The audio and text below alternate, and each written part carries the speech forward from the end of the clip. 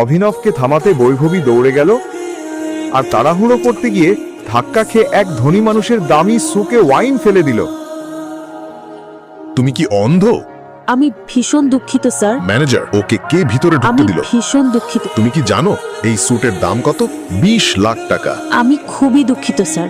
আমি এখনই এখান থেকে চলে যাব। এই, তুমি কি ভাবছো আমি তোমাকে এভাবে ছেড়ে দেব? এটা 20 লাখের স্যুট। আমাকে 20 লাখ দাও আর এখান থেকে বের হও, নইলে কি?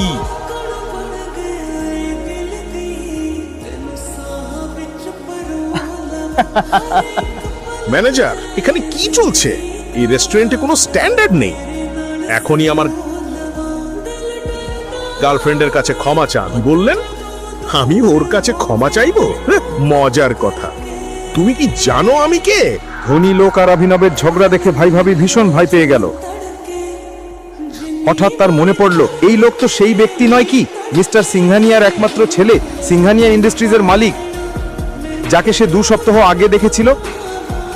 অভিনব, চল এই লোকটার কাছে ক্ষমা চেয়ে বেরিয়ে যাই। উনি সিংহানিয়া ইন্ডাস্ট্রিজের। শান্ত হও। এখনই আমার গার্লফ্রেন্ডের কাছে ক্ষমা চান, নইলে জীবনের বাকি সময় এই দিনটার জন্য অনুতাপ করবেন। মনে হচ্ছে তুমি আমার কথা শোনোনি। আমি এই শহরের সবচেয়ে বড় হিরে ব্যবসায়ী, সবচেয়ে ধনী মানুষ, মন্ত্রী সবাই আমার পকেটে। আমি আঙুল তুললেই তোমার নাম মুছে যাবে। আর আমি আঙুল তুললেই তোমার ব্যবসার নাম মুছে যাবে। তুমি পাগল নাকি? সেই লোকটি অভিনব কি বলতে চাইছে বুঝে ওঠার আগেই অভিনব ফোন বের করে কাউকে একটা মেসেজ পাঠালো। মুহূর্তের মধ্যেই সেই ধনী লোকের ফোন বেজে উঠল। থাক। হ্যাঁ বাবা। ছেলে, আমরা শেষ হয়ে গেছি।